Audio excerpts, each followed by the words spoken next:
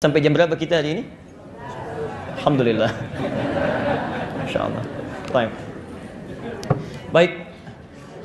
Saya review dulu yang kemarin sekitar 3 atau 5 menit untuk menyambungkan supaya kita fokus, terutama bagi yang baru bergabung. Bapak Ibu sekalian, pelajaran kita tentang As-Sunnah An-Nabawiyah, ya, kehidupan Nabi yang perlu kita tiru, ya, dari mulai bangun tidur sampai dengan tidur kembali, ya. Bagaimana Nabi mencontohkan dari bangun tidur sampai dengan tertidur kembali, ya. Dalilnya telah kita catat kenapa kita belajar ini, dan kita telah sampai pada pembahasan, ya, amalan Rasulullah setelah beliau menunaikan tahajud sebelum datang panggilan salat subuh, ya. Kita sudah bahas beberapa amalannya. Satu, memperbanyak doa, itu sudah kita bahas, ya. Yang kedua, memperbanyak istighfar, ya. Dan yang terakhir kemarin adalah memperbanyak tilawah Al-Quran atau bacaan Al-Quran. Kita berhenti kemarin di pembahasan yang terakhir tentang cara berinteraksi dengan Quran, ya. Di saat Anda selesai menunaikan tahajud, ya, kemudian setelah itu misalnya kita ingin membaca Al-Quran, maka ada 3 cara, ya, dalam berinteraksi dengan Al-Quran. Yang pertama, qiraah, ya. Qiraatun, hanya sekedar baca saja, ya. Hanya sekedar baca saja, tapi tidak menuntut kita untuk memahaminya, ya. Tidak menuntut untuk memahaminya. Kalau istilah orang kita kan tadarus, ya. Walaupun agak kurang tepat itu tadarus istilahnya, ya. Tadarus itu sebetulnya bukan baca. Tadarus itu belajar, memahami isinya, ya. Jadi kalau tadarus Quran artinya membaca Quran dengan terjemahannya, dipelajari isinya, ya. Itu tadarus, ya. Tapi kalau cuma sekedar baca disebut dengan qiraah, ya. Jadi itu amalan yang pertama. Anda boleh setelah tahajud misalnya menunggu datangnya fajar dengan memperbanyak bacaan Quran, sekalipun tidak membaca artinya atau tidak memahaminya. Masya Allah, Allah sediakan pahala yang begitu melimpah bagi orang yang senang baca Quran, ya.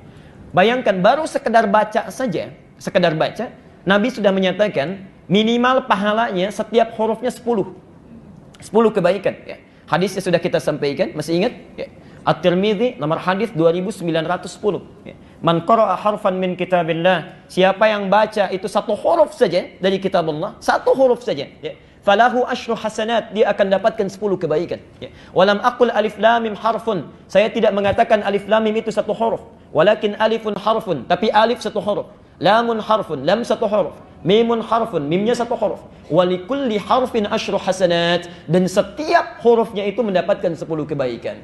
Jadi kalau antum baca alif lam mim saja, sudah berapa didapatkan?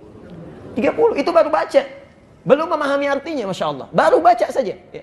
Dan berita baiknya, kalau ada orang berkata, ya Rasulullah, kalau saya masih belajar, masih terbata-bata bacaannya, ya, hurufnya mengejanya masih susah, Masya Allah, hadisnya di kitab yang sama, nomor hadis 2920. Walladhi yatata'ta', adapun orang yang terbata-bata saat dia mulai belajar membaca, wa huwa syaqqun 'alaihi, sudah terbata-bata, sulit mengeja hurufnya, ya.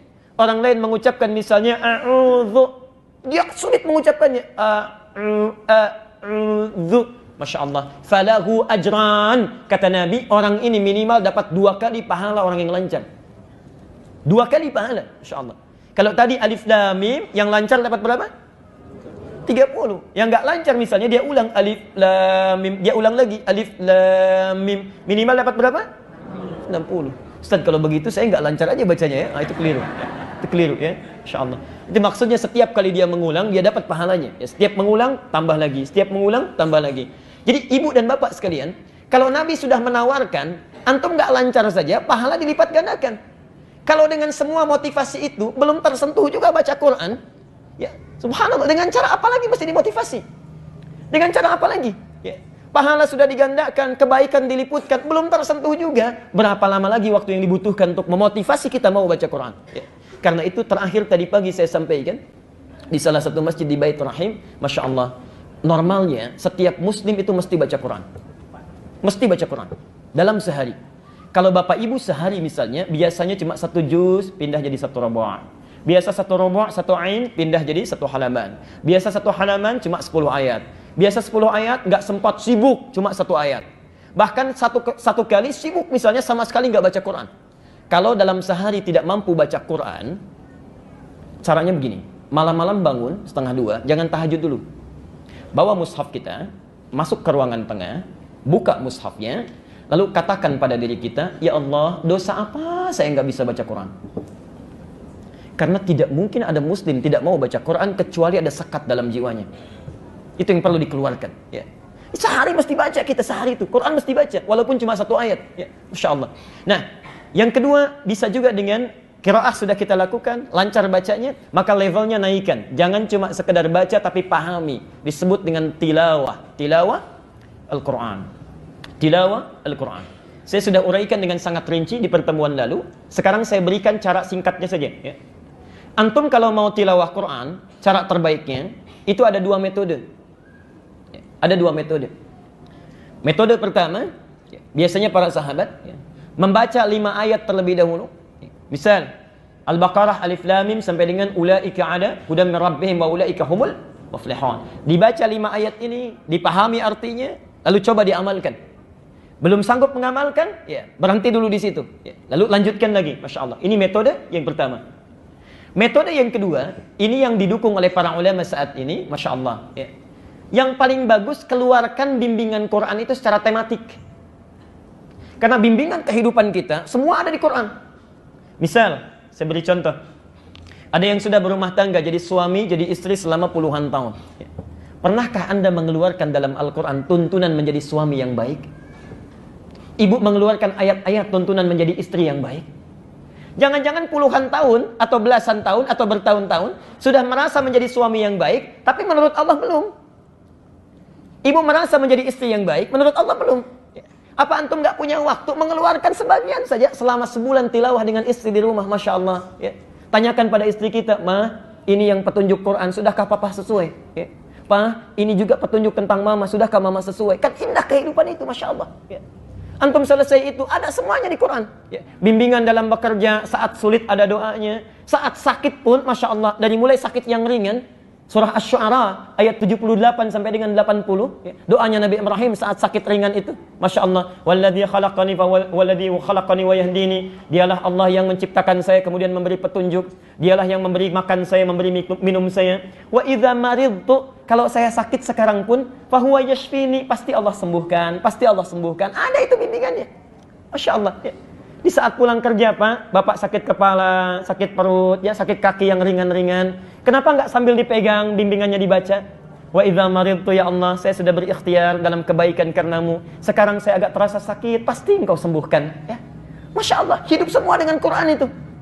Saat sakit parah pun ada, Al-Anbiya ayat 83 sampai dengan 84. Ya. Saat antum punya kesulitan yang luar biasa di kantor, di rumah tangga, gelap mata kita. Al-Anbiya 87, 88. Ya, Masya Allah. Anak-anak kita mulai belajar. At-Taubah ayat 122. Mulai dididik di rumah. Ada lagi misalnya Luqman ayat 13 sampai ayat 19. Masya Allah. Itu anak baru 1. Kalau anaknya lebih daripada 1, Yusuf. Ya, Yusuf, Quran surah 12. Masya Allah. Dari mulai ayat yang ketiga sampai ayat 29-nya. Lengkap semua.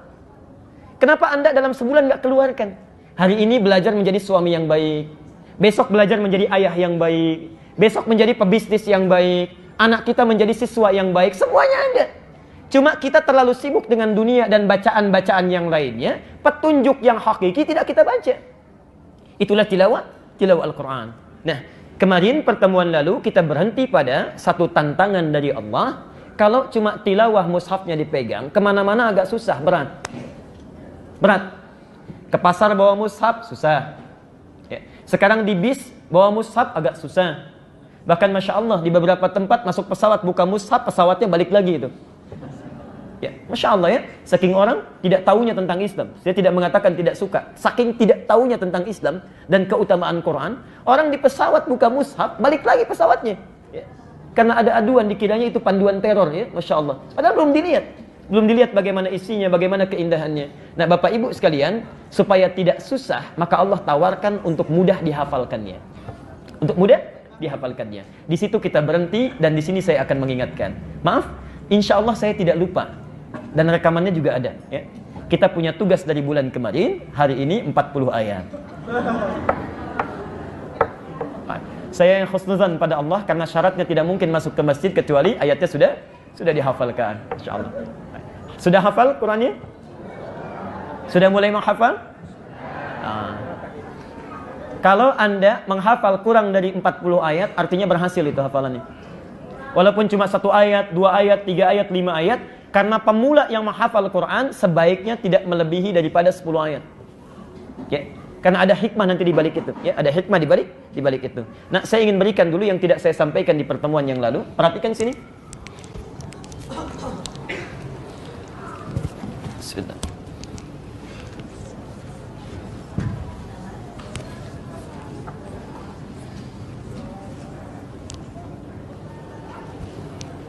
Sebentar.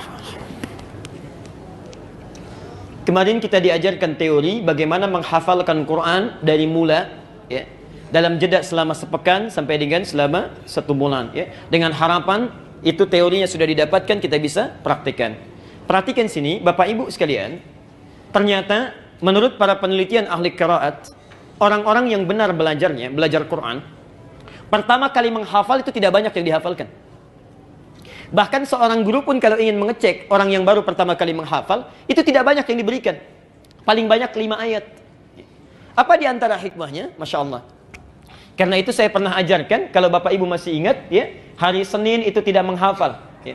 Sabtu 3 ayat, Ahad 2 ayat, setelah 5 ayat, Senin nggak menghafal sama sekali. Ya. Mengulang. Nah, mengulang itu bukan sekedar melekatkan ingatan, tapi memperbaiki makhraj. Ya. Makhraj. Dan sifat huruf, cara kita mengucapkannya. Perhatikan cara Allah mengajarkan kita menghafal Quran. Saat kita membaca alif lam mim, huruf yang paling mudah. Setelah itu diajarkan mengucapkan huruf yang agak sukar supaya terbiasa. The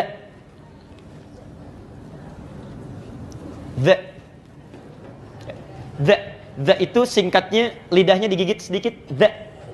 Ya. Saya berikan contoh saja sebentar. Kalau antum sudah lancar mengucapkan sudah benar, maka tambah ayat ketiga, za-nya dirubah menjadi zi.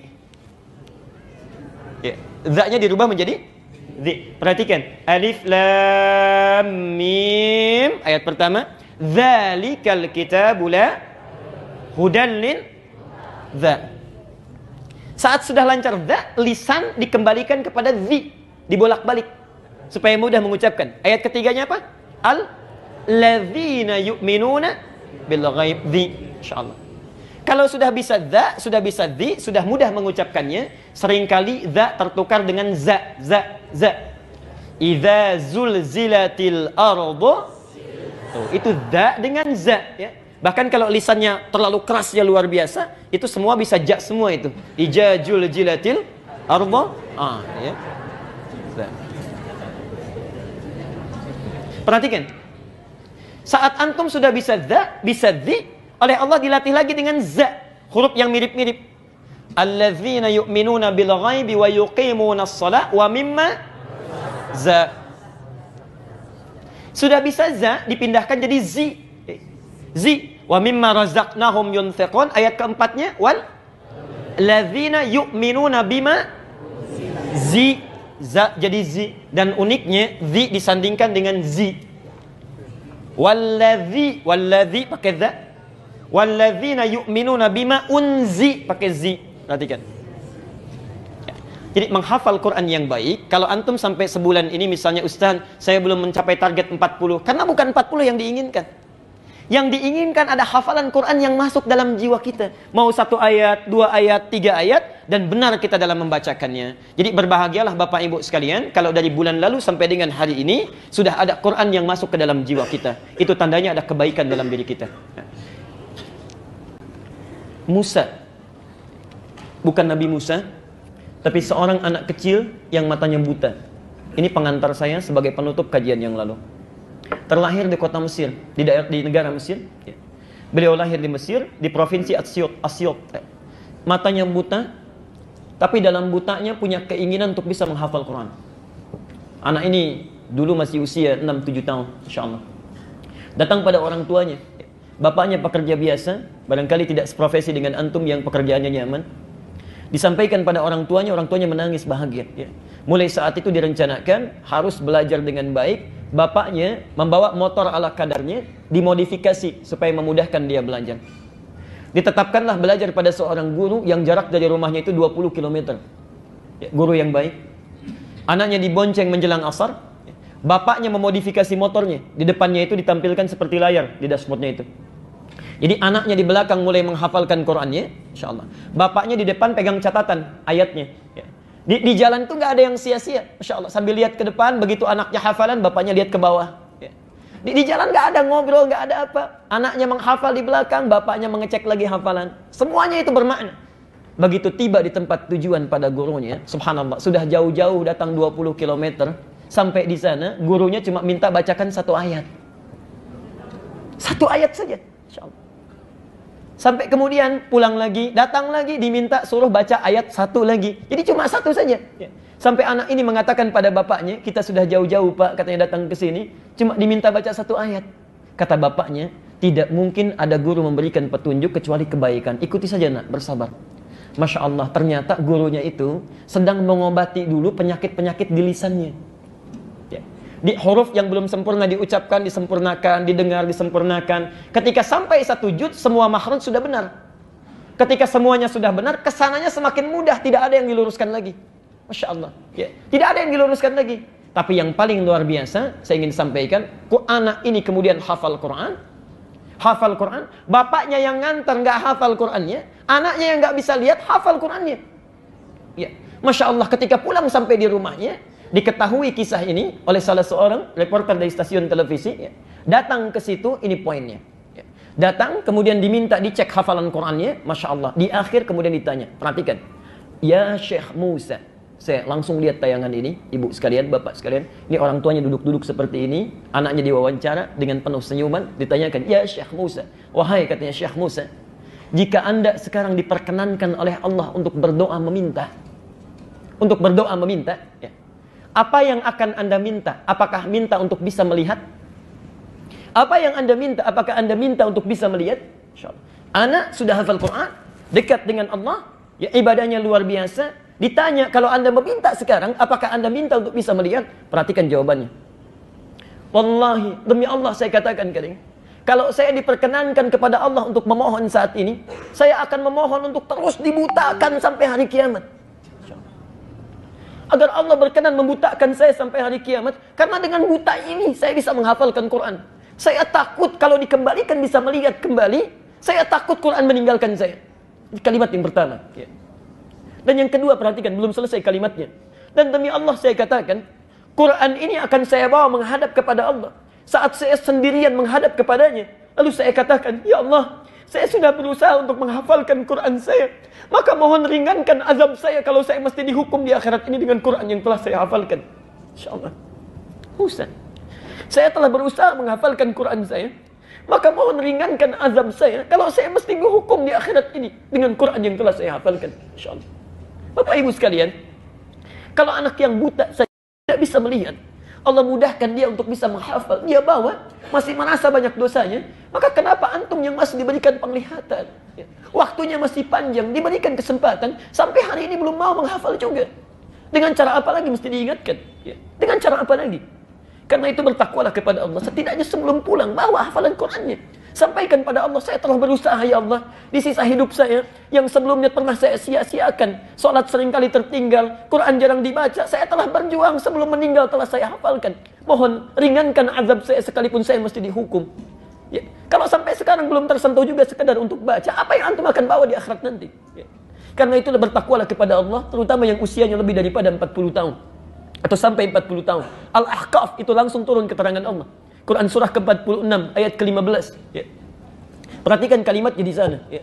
Orang-orang yang sudah sampai usia 40 tahun seharusnya sudah banyak berdoa dan merencanakan amalan. Qala rabbi auzi'ni an ashkura ni'mataka allati an'amta 'alayya wa 'ala walidayya wa an a'mala salihan tardah. Wa an a'mala salihan tardah. Lihat sindirannya di ayat ini. Lihat ya, saya katakan sindiran dalam tanda petik. Kata Allah, seorang yang sampai dalam usia 40 tahun dalam hidupnya, dia mesti mensyukuri aktivitas hidupnya. Mesti mensyukuri usia yang telah diberikan oleh Allah kepadanya. Masya Allah, perhatikan ya, orang cuma diberikan 4 tahun, cuma diberikan 5 tahun, tiba-tiba wafat. Antum 40 tahun, amalan kan banyak bisa dilakukan. Ya. Masya Allah, orang cuma 4 tahun, cuma 5 tahun, ya. Dia kemudian wafat. Antum diberikan 40 tahun, 50 tahun, banyak sekali amalan yang bisa direncanakan. Ya. Kita bisa sholat sunnah diperbanyak, ya. Bisa tahajudnya banyak, baca Qurannya banyak. Masya Allah banyak waktunya. Ya. Maka dari itu kata Al-Quran, kalau sudah sampai usia itu, perbanyak doa untuk bersyukur. Rabbi auzi'ni an ashkara ni'mataka allati an'amta alayya. Duhai Allah, bimbing saya untuk bisa mensyukuri nikmatmu yang telah engkau berikan kepada saya. Wa ala walidayya. Dan pada ibu bapak saya yang telah melahirkan saya, merawat saya sampai saya tiba di usia ini. Tapi yang paling menarik, perhatikan. Tidak ditutup sampai di sini, kata Al-Quran, wa an a'mala salihan tardah. Dan tolong bimbing saya untuk memperbaiki aktivitas hidup saya yang lebih engkau ridhai. Nah, kalimat terakhir ini itu sindiran dari Quran. Seakan-akan mengatakan, hei, ada hambaku yang sudah diberikan usia sampai 40 tahun, tapi hidupnya itu sia-sia. Amalnya tidak Allah ridhai. Ya.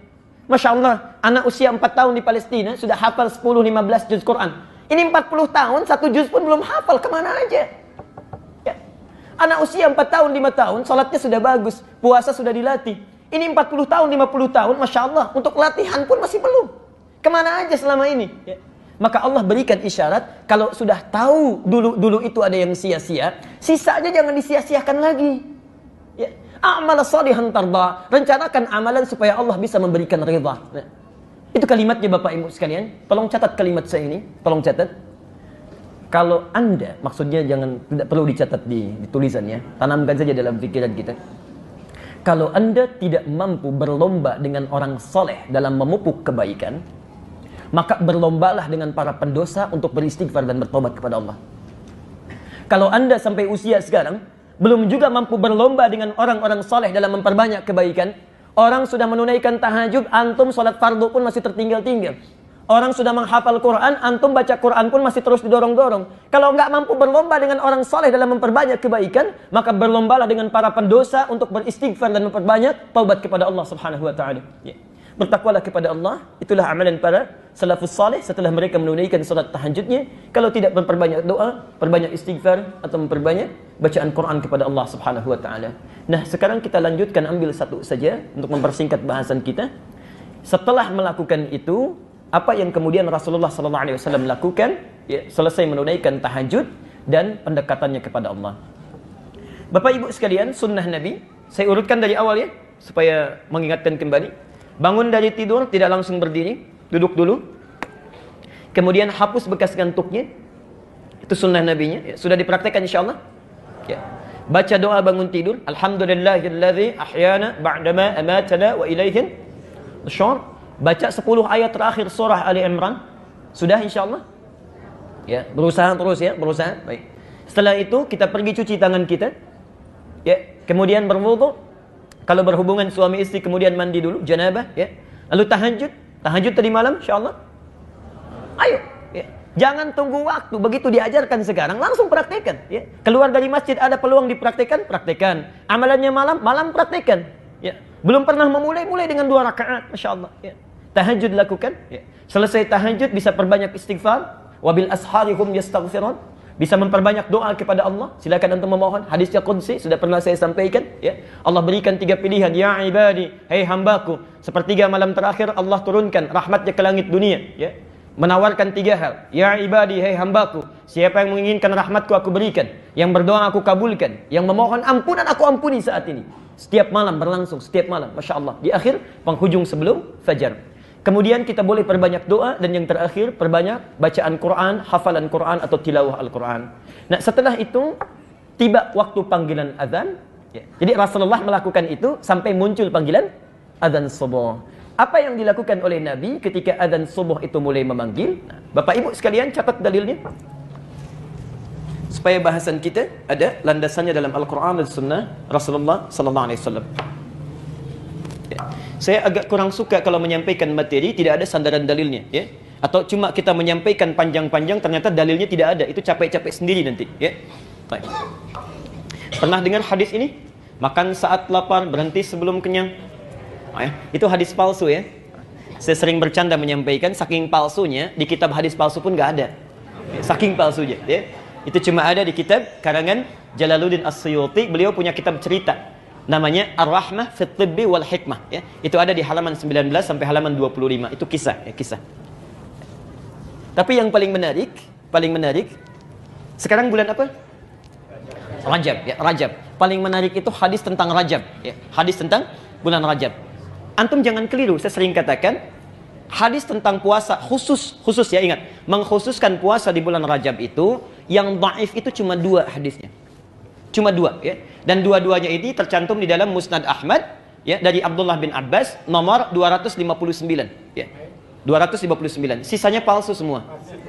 Ya. Cuma 2 yang dhaif, sisanya palsu, mengkhususkan puasa di bulan Rajab, mengkhususkan ya.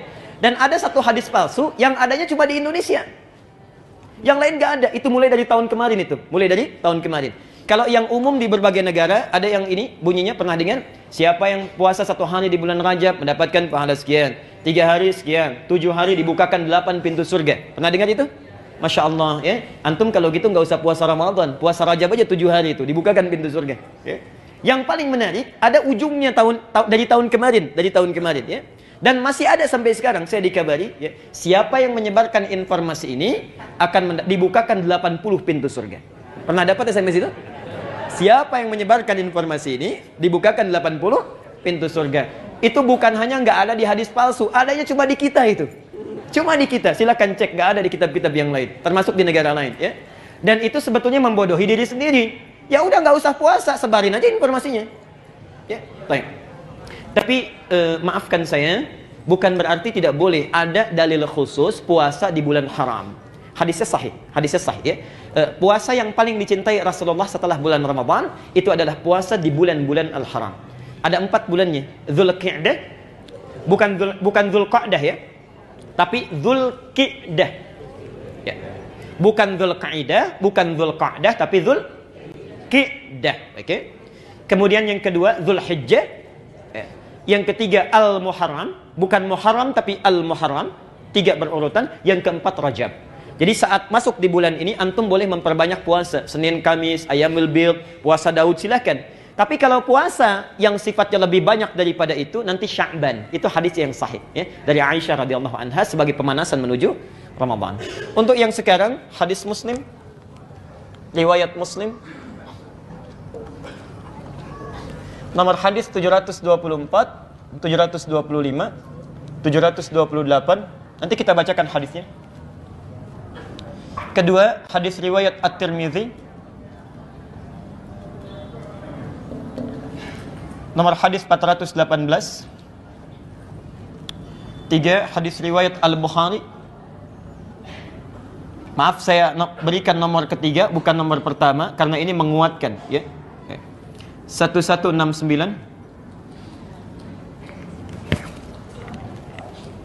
Teruskan dulu.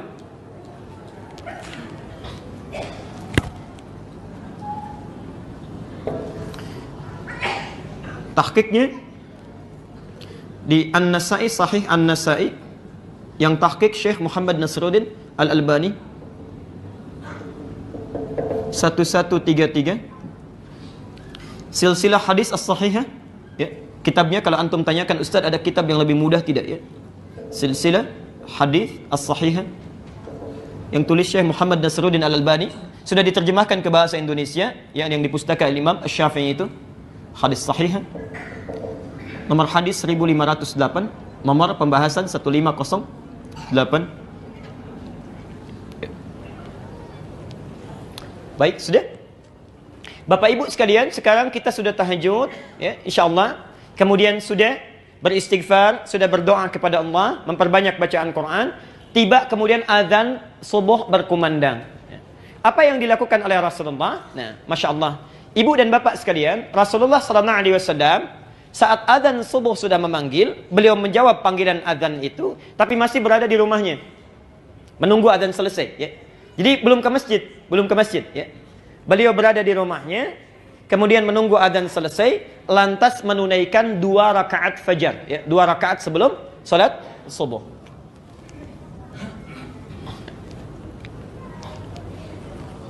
Perhatikan di sini, perhatikan. Bapak Ibu sekalian, ada sekitar 12 rakaat yang utama. Saya tidak akan ulang ini. Ada sekitar 12 rakaat salat sunnah yang utama sifatnya ya. Utama itu selalu dijaga oleh para sahabat dan dipraktekkan, seringkali dipraktekkan oleh Nabi. 12 rakaat ya. Yang pertama, 2 rakaat sebelum subuh, 4 rakaat sebelum zuhur, 2 rakaat setelah zuhur, 2 rakaat setelah maghrib, 2 rakaat setelah isya. Jelas? Baik. Dari mana dapatnya hadis itu? Ya. Kita bisa temukan misalnya di dalam hadis riwayat Muslim nomor hadis 728 dari Ummu Habibah. Ya. Beliau menyampaikan, kata Rasulullah sallallahu alaihi wasallam, beliau menyampaikan, "Man shalla," saya ulang, "man shalla isnatai asyrata rak'atan." Ya. Fi yaumin wa lailatin. Siapa yang menunaikan salat 12 rakaat sehari satu malam, maksudnya salat sunnah yang mengikuti yang fardu, ya. Bunya lahu bihinna baitun fil jannah, maka Allah akan bangunkan baginya satu rumah di dalam surga. Siapa yang menunaikan salat sunnah yang mengiringi salat fardu sebanyak 12 rakaat, ya, dilakukan konsisten sehari semalam, ya. Karena 2 rakaat sebelum subuh, ya, 4 rakaat sebelum zuhur, 2 rakaat setelah zuhur itu kan siang, ya. Kemudian 2 rakaat ba'da maghrib, 2 rakaat ba'da isya itu malam. Yang konsisten melakukan itu selama hidupnya, Allah akan bangunkan sebagai tambahan baginya satu rumah di surga. Hadis sahih, riwayat Muslim nomor hadis 728. Ustadz, dari mana taunya 2 rakaat sebelum subuh, 4 rakaat sebelum zuhur, 2 rakaat sesudah zuhur, 2 rakaat setelah maghrib, 2 rakaat setelah isya? Itu ada di At-Tirmidzi, lebih lengkap lagi, nomor hadis 415. Ya. Orangnya sama. Jadi ini umumnya, kalimat umumnya, ini rinciannya, ya. Ini rinciannya.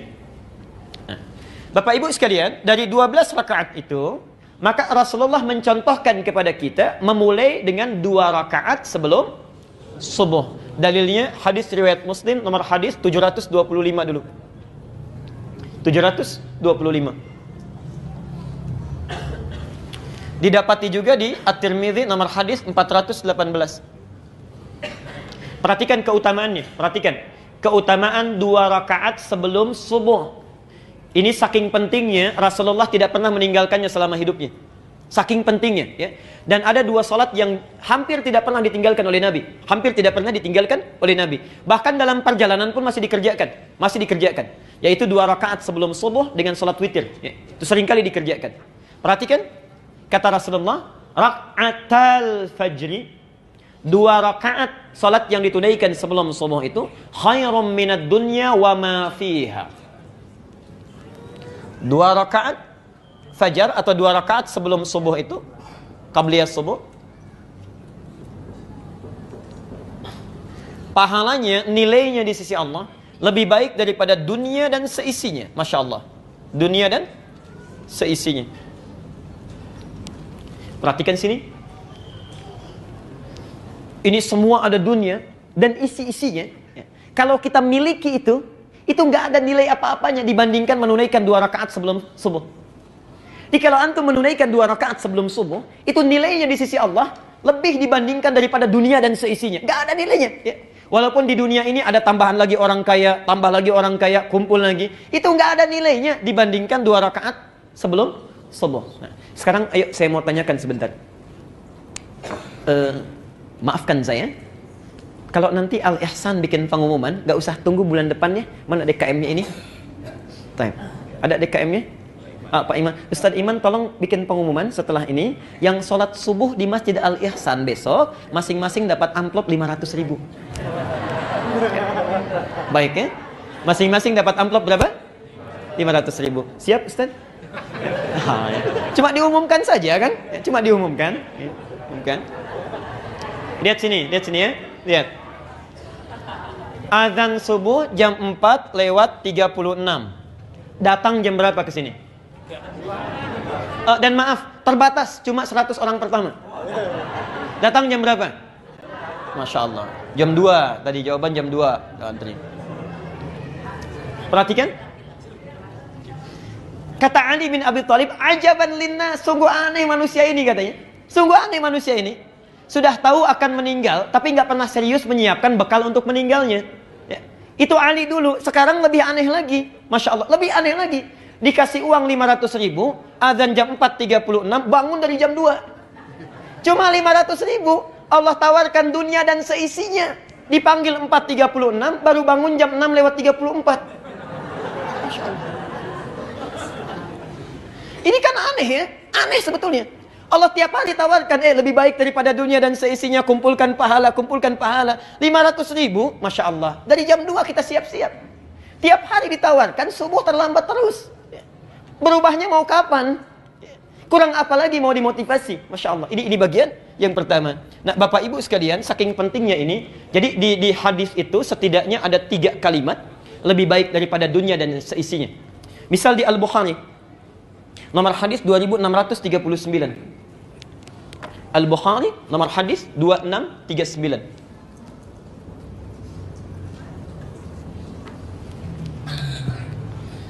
Nanti antum bisa praktekkan ini ya. Perhatikan kalimatnya. Ini hadis dari Anas bin Malik. Ya. Jadi ada Malik bin Anas, ada Anas bin Malik ya. Anas bin Malik punya anak namanya Malik bin Anas ya. Baik. Nah, Anas bin Malik ini Masya Allah itu pembantu Nabi dan lama membantu Rasulullah. Ketika ditanyakan, beliau ditanya oleh sahabat setelah Rasulullah wafat, ya, ditanya, "Hei saudaraku," katanya, ya, kalau dalam bahasa kita, Allahu a'lam, "Ya akhi," ya, saudaraku, bagaimana kesanmu saat membantu Rasulullah? Perhatikan kata Anas bin Malik, "Tidak pernah saya dapati Rasulullah saat saya bantu kecuali mendengar satu kalimat dari lisan beliau. Satu kalimat saja." Perhatikan kalimatnya, kata Nabi, "Apa yang bisa saya bantu?" Madza akhdubuk? Selama saya bantu Nabi, saya nggak pernah dengar kalimat dari Nabi kecuali satu. Kata Anas ini, "Apa yang bisa saya bantu?" Masya Allah. Ini paling luar biasa. Anas itu jadi pembantu Nabi, bukan sekedar ingin jadi pembantu. Ya, Masya Allah. Beliau itu ingin mengabdikan hidupnya supaya lihat bagaimana kehidupan sunnah langsung dari sumbernya. Ya. Jadi seorang tuan kan wajar minta dibuatkan kopi, cucikan piring dan sebagainya misal ya. Ini tidak pernah mengalir dari lisan Nabi, saking mulianya manusia ini. Hanya mengatakan, "Apa yang bisa saya bantu?" katanya. Masya Allah. Karena Nabi itu makan, Masya Allah, tempatnya dicuci sendiri. Kalau kita piringnya cuci sendiri. Ya. Ada sendalnya copot, kemudian beliau sambungkan sendiri. Bajunya robek, kemudian dijahit sendiri. Ya. Orang yang dijamin masuk surga, bebas dari kesalahan. Hisabnya tidak ada hisab bagi beliau. Langsung surganya nunggu nama Muhammad. Tidak akan dibuka itu pintu surga kecuali Muhammad masuk duluan. Ya. Man ant, kata penghuni, kata penjaga surga. Muhammad, kata Rasulullah. Kata penghuni, kata penjaga surga ini, "Aku diperintahkan untuk tidak membuka pintu surga kecuali engkau masuk duluan." Dan Muhammad ini tidak akan pernah masuk surga kecuali menunggu umatnya semuanya masuk. Muhammad selesai. Tidak masuk surga kecuali menunggu umatnya berkumpul. Ditunggu itu kita, ditunggu oleh Rasulullah. Sampai semua terkumpul baru dibimbing oleh beliau masuk surga. Muhammad sallallahu alaihi wasallam. Masya Allah. Kita yang selalu ingin bersama beliau, yang selalu mengatakan sunnahnya dan sebagainya, kita ikuti, kita praktekkan, sudahkah? Masya Allah. Sudahkah kita memulai dalam hidup? Kadang-kadang kita nuntutnya banyak, ya. Makan berikan pada orang lain, ya, masih disisakan juga, masih dibuang juga, piringnya dibebankan pada orang lain, copot berikan pada orang lain, macam-macam. Masya Allah. Dalam hidup kita selalu mengatakan, "Saya ikut sunnah Nabi, ikut sunnah Nabi, ikut sunnah Nabi." Apa yang sudah kita banggakan di hadapan Rasulullah? Masya Allah. Karena itu bertakwalah kepada Allah. Hadirin sekalian, Bapak Ibu sekalian, itulah Muhammad.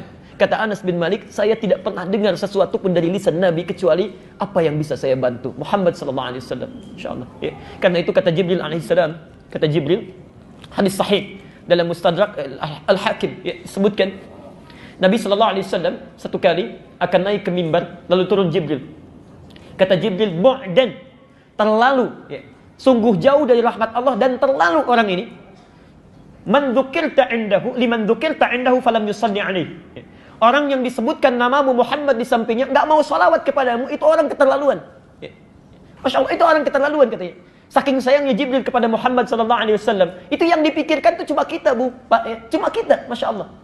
Saya berikan misalnya 2 sampai 3 riwayat, Masya Allah. Satu kali beliau sallallahu alaihi wasallam dalam hidupnya itu sedang kumpul dengan sahabatnya, ya. Lalu kata beliau, "Ashtaqu bi ikhwani." Saya itu kok rindu sekali dengan saudara-saudara saya. Rindu dengan saudara-saudara saya. Sahabatnya menjawab, "Ya Rasulullah, alasna ikhwanik?" Rasulullah, bukankah kami ini saudara-saudaramu? Ya.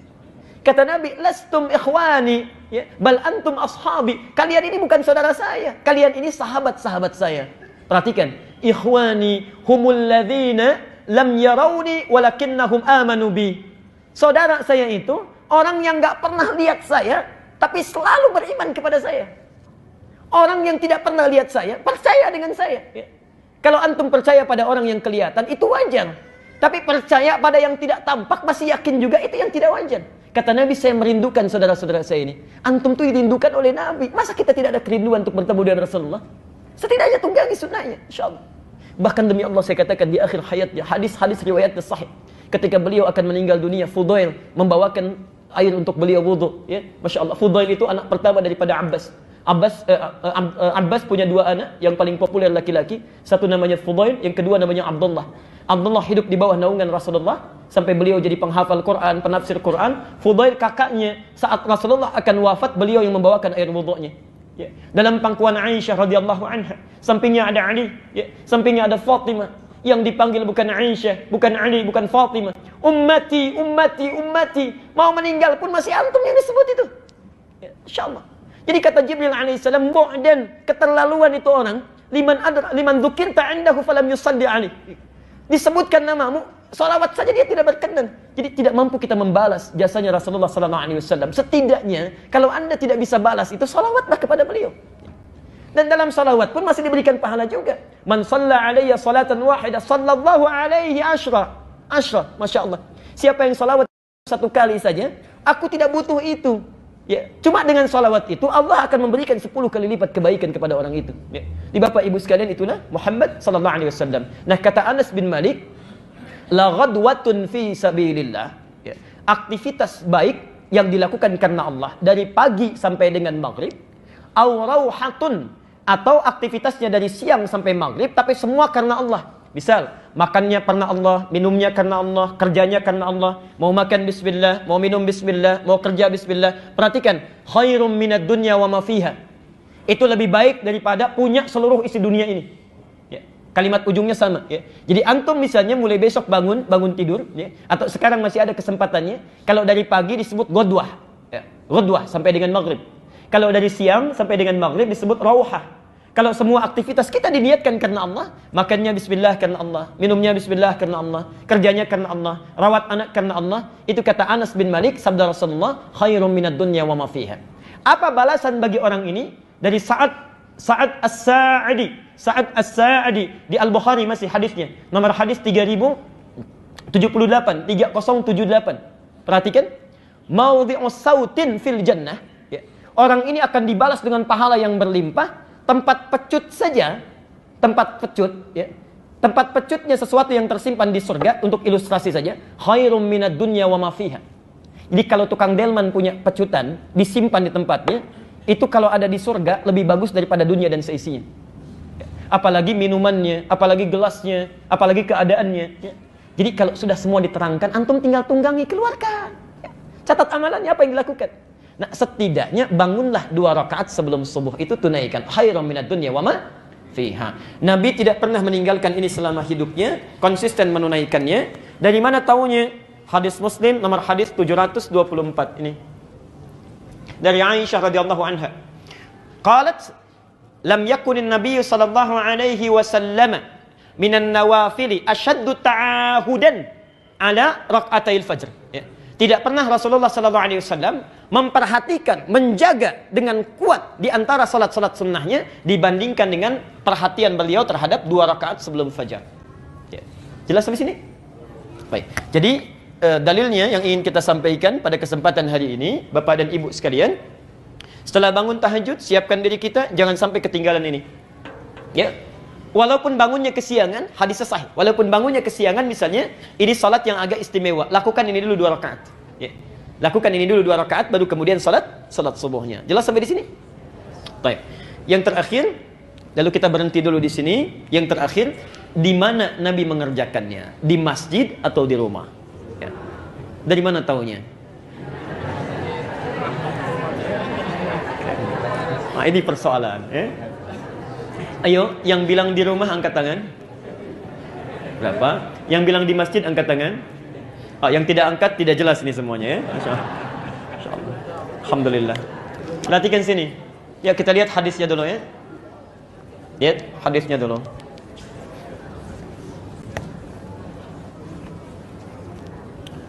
Ada di hadis Zaid, setidaknya 3 hadis kita kumpulkan, ya. 3 hadis kita kumpulkan.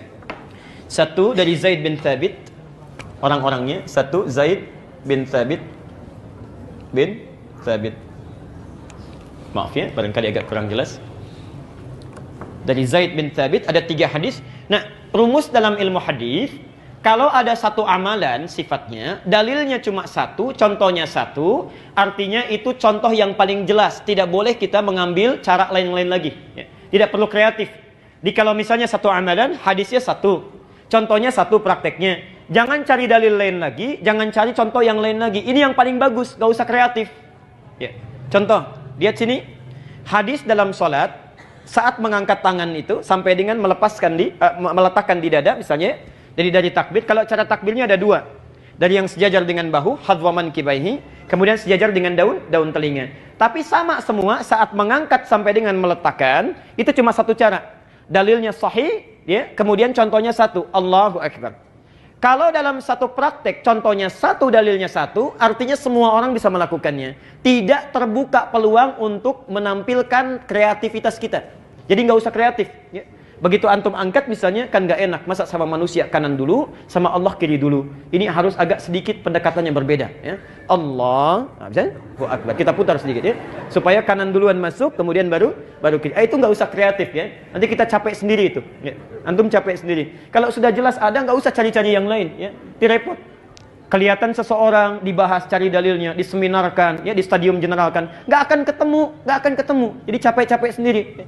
Tapi kalau dalam satu praktek misalnya, lebih daripada satu hadis, jangan ditafsirkan dari satu hadis saja. Kumpulkan semuanya. Ya. Nanti banyak prakteknya ya. Misal tentang ini saja minimal ada 3 hadis. Tentang persoalan kita. Ya. Doa mengangkat tangan ada 30 hadis. Bacaan bismillah 70 hadis. Ya. Masya Allah. Isbal ada 143 hadis. Kumpulkan dulu. Baru kita lihat. Ya. Ini satu dari Zaid bin Thabit. Kedua Jabir bin Abdullah. Ini orang paling dekat juga dengan Rasulullah bin Abdullah. Satu Zaid bin Thabit, kemudian Jabir bin Abdullah. Yang ketiga Abdullah bin Zaid.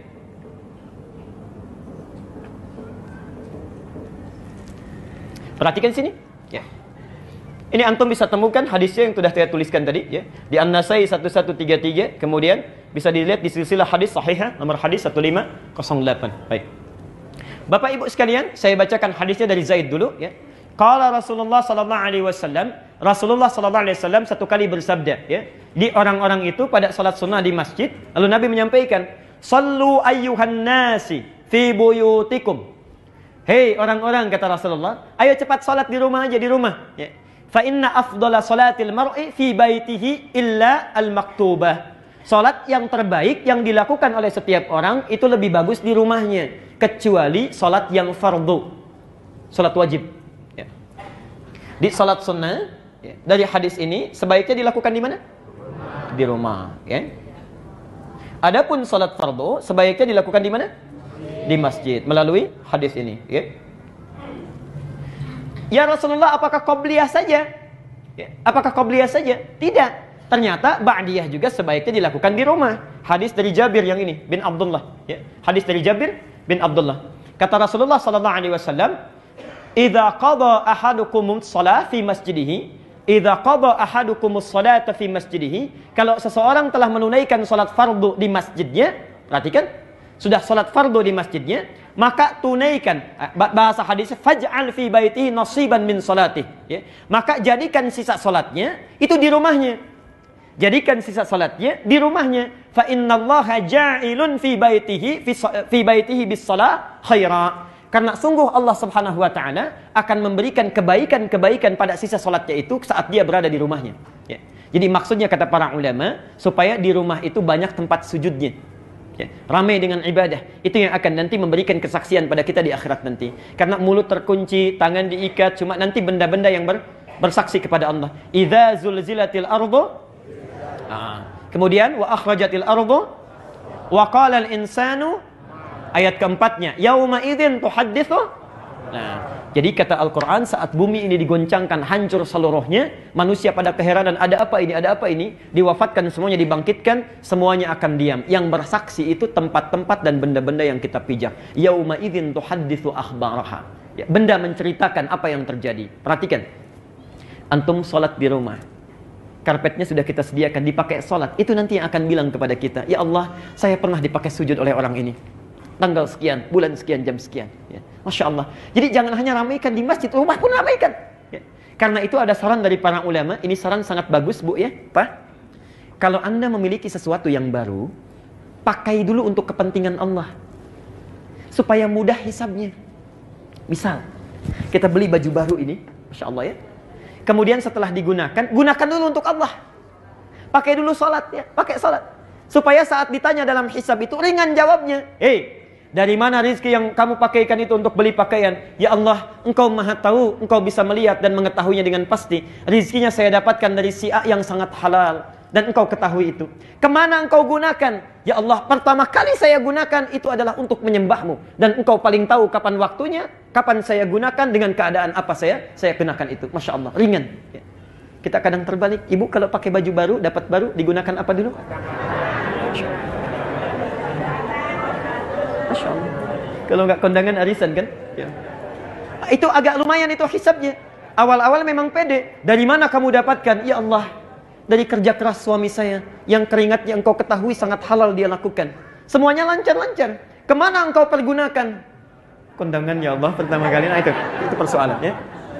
Persoalan itu. Baik. Lihat. Hadis yang kedua dari Jabir bin Abdullah ya. Maka ramaikan rumah dengan ibadah. Itu salat ba'diyahnya. Jadi kalau yang ada yang tanya qabliyah ini dalilnya, ba'diyah ini dalilnya. Tapi pertanyaannya, apakah semua salat sunnah itu mesti di rumah? Nah, baik. Ditakhsis oleh Nabi, dikhususkan. Lihat pernyataannya, jangan berhenti di sini ya. Rahmukallah. Jangan berhenti di sini. Kalau Anda cuma baca 1-2 hadis saja, akan diambil kesimpulan berarti semua salat sunnah itu mesti di rumah. Perhatikan, hadis selanjutnya Abdullah bin Zaid bertanya kepada Rasulullah. Perhatikan pertanyaannya, yarhamukallah. Ya Rasulullah, wahai Rasulullah, ayyuma afdalu min salati? Ya. Mana yang paling afdal di antara salat saya? Hal salati fil bait amil fil masjid? Am fil masjid? Apakah salat yang saya lakukan di rumah saya atau di masjid? Okay. Apakah salat yang saya lakukan di rumah saya atau di masjid? Karena beliau melihat Rasulullah itu sunnahnya di rumah, kemudian baru ke masjid. Dijawab oleh Nabi. Perhatikan. Lihat jawabannya ya. Ala tara amma aqrabu min baiti? Ya. Ala tara amma aqrabu baiti min masjid? Maaf. Ala tara amma aqrabul baiti min masjid? Tidakkah engkau lihat jarak antara rumahku dengan masjid sedekat apa? Tidakkah engkau lihat jarak antara rumahku dengan masjid sedekat apa? Jelas sampai sini? Jelas ya? Belum selesai kalimatnya. Belum selesai. Maka tunaikanlah salatmu di rumah, ya? Bila tempatmu itu dekat dengan masjid. Ini kalimatnya. Ya, kurang lebih demikian. Saya mau tanya, maaf, rumah Nabi di mana? Kalau ini masjid, rumah Nabi ya di sini, belakang. Baik, ini isyarat yang cerdas untuk kita baca. Sunnahnya dilakukan di rumah kalau rumahnya dekat dengan masjid. Kalau rumah antum jauh dari masjid, jangan maksa. Dari Tambun ingin hadir kuliah subuh ke sini, sholat sunnahnya di sini, nyampe sini kapan? Ya, baik. Jelas sampai sini? Oke. Jadi kita selesai dulu sampai di sini. Kesimpulannya, Bapak Ibu sekalian, amalan Rasulullah SAW, ya, begitu selesai beliau menunaikan tahajudnya, itu sampai pada waktu fajar. Jangan sampai tertinggal 2 rakaat fajar ini karena sangat penting dalam kehidupan kita. Kemudian selebihnya, bila antum rumahnya dekat dengan masjid, maka yang paling utama lakukan di rumah. Kemudian tunaikan salat wajibnya di masjid. Bila sekiranya rumah kita jauh dari masjid, maka alangkah lebih baik itu bisa ditunaikan di masjid secara bersamaan. Insya Allah kita teruskan di pertemuan yang selanjutnya. Bagaimana keadaan Nabi setelah beliau menunaikan salat fajarnya? Apakah langsung salat atau jangan-jangan melakukan aktivitas yang lain terlebih dahulu? Ya. Kemudian apakah setelah salat subuh, bagaimana sifat salat Nabi dalam salat subuh? Ya. Apa yang dibacanya? Bagaimana sifatnya dan sebagainya? Insya Allah kita akan lanjutkan di pertemuan yang akan datang. Saya kira untuk hari ini Bapak Ibu sekalian, karena waktu kita agak terbatas, ya, kita akan teruskan di pertemuan yang akan datang plus dengan pertanyaan-pertanyaannya, ya. Atau barangkali ada yang mau ditanyakan? Jelas? Oh, silakan.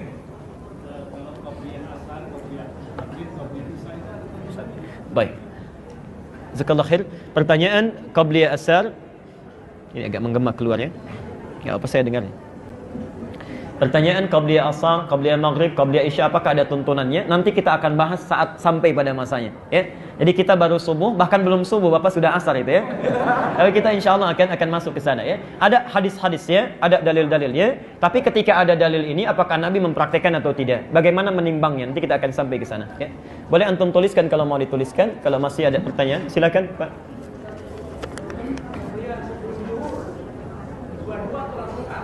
Baik, ini antum sama saja, ini partner. Ini kayaknya teman dekat ini, ya. Yang satu asar, yang satu dhuhur, ya. Baik. Apakah dua-dua atau langsung 4? Yang paling bagus dua-dua. Yang sebelum dhuhur itu, ya, 2 rakaat pertama, setelah itu salam, ya. Baik. Dan maaf, ini penting saya garis bawahi.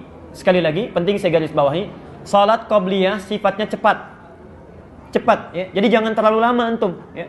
Bacanya jangan terlalu panjang-panjang, singkat aja. Nanti kita terangkan pertemuan selanjutnya, ya.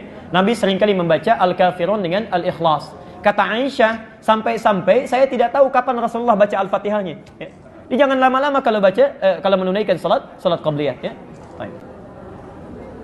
Bagaimana cara Rasulullah minum? Apakah 1 teguk 1 nafas atau 2 kali 3 nafas? Kita belum sampai ke minum, Bu, ya. Nanti kita akan masuk ke situ, ya. Jadi nanti cara Rasulullah makan, cara Rasulullah minum, nanti setelah selesai salat subuh baru kita sarapan, ya. Makan, minum dan sebagainya. Nanti pada waktunya kita bahas. Jadi antum nanti ini wajib hadir nih, ya. Pertemuan selanjutnya wajib hadir, ya. Cukup ya untuk hari ini? Baik. Masih ada?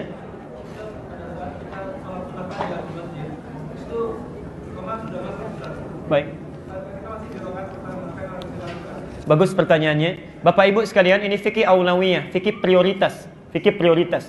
Kita sudah masuk misalnya ke masjid, kemudian kita lihat ketika kita sedang melakukan sholat itu, baru 1 rakaat, kemudian iqamat sudah dikumandangkan. Apa yang harus dilakukan? Ya.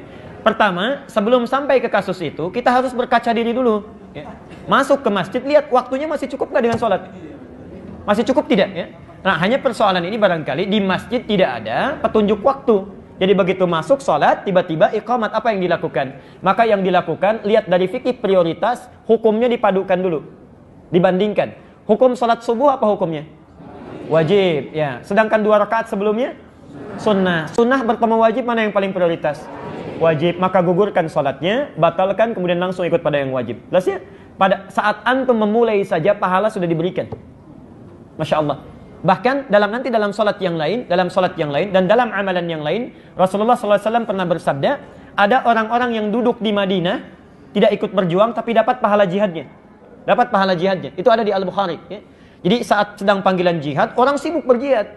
Tapi karena ada orang-orang yang sakit, ingin berjuang, tapi karena sakit gak bisa berangkat. Kata Rasulullah, ini orang beruntung, gak berangkat tapi dapat pahalanya. Ya. Dikiaskan oleh para ulama, orang-orang yang membiasakan diri konsisten dalam ibadah, kemudian luput mengamalkannya, maka pahalanya telah diberikan. Misal, antum misalnya selalu salat qabliyah, ya. Qabliyah zuhur misalnya 4 rakaat, ba'diyah 2 rakaat. Satu kali perjalanan ke Bandung, ya. Istirahat di kilometer 57, tiba zuhur, ya. Macet kan boleh dikosor, ya. Nah, dalam keadaan kosor, maka yang afdal jangan tunaikan sunnah. Ya. Yang wajibnya saja dikurangi, kenapa yang sunnahnya dilakukan, ya? Yang wajibnya dikurangi, 4 jadi 2. Masa antum sunnahnya dilakukan juga, ya? Nah, dalam keadaan demikian, ketika antum meninggalkan sunnah dalam tanda petik, tertinggalkan sunnahnya, padahal sebelumnya sudah konsisten, itu sepakat ulama berdasarkan hadis Nabi, itu pahalanya sudah diberikan. Darurat itu, walaupun tidak dikerjakan. Tapi berlaku pada yang biasa sholat. Yang nggak biasa sholat nggak dapat juga, ya? Nggak dapat itu. Ya. Baik, ya? Nah, ada kasus yang kedua yang tidak antum tanyakan. Kalau anda datang ke masjid, sudah terlambat sholatnya nih, ya. Nggak dapat misalnya 2 rakaat sebelum subuhnya itu. Kita kejar-kejar dari rumah sampai ke masjid, imam sudah takbir Allahu Akbar. Maka ini yang unik dari salat subuh. Dari 2 rakaat fajar ini. 2 rakaat fajar ini hadisnya sahih nanti. Nanti kita bahas lebih detailnya pertemuan yang akan datang. Hadisnya sahih. Bagi orang yang terlambat bangun bisa dilakukan itu dulu, baru kemudian salat subuhnya. Bagi orang yang terlambat mengikuti jamaah, maka boleh dilakukan setelah salat subuh itu. Ya. Setelah salat subuh itu. Bisa dengan 2 cara. Cara pertama, langsung bangun. Selesai salat subuhnya, langsung bangun. Kerjakan 2 rakaat. Tapi syarat yang pertama ini muqayyad lagi, diikat lagi. Dengan catatan, masyarakat di sekitar sudah mafhum, tahu tentang hukumnya. Ya. Tapi kalau tidak tahu, antum jangan lakukan. Jadi fitnah nanti. Ini kayaknya aliran sesat ini lain nih. Setelah subuh ada salat sunnah lagi misalnya. Jangan lakukan. Tunggu sampai menjelang duha. Duha, awal duha, ya. Awal duha. Awal duha itu saat matahari lebih 1 tombak, sekitar 12 sampai 15 menit. Hadisnya At-Tirmidzi nomor hadis 586, ya, di situ. Nanti ada ditemukan di sana. Saya kira jelas ya? Baik. Jelas semuanya ya? Atau tidak jelas semuanya? Nah.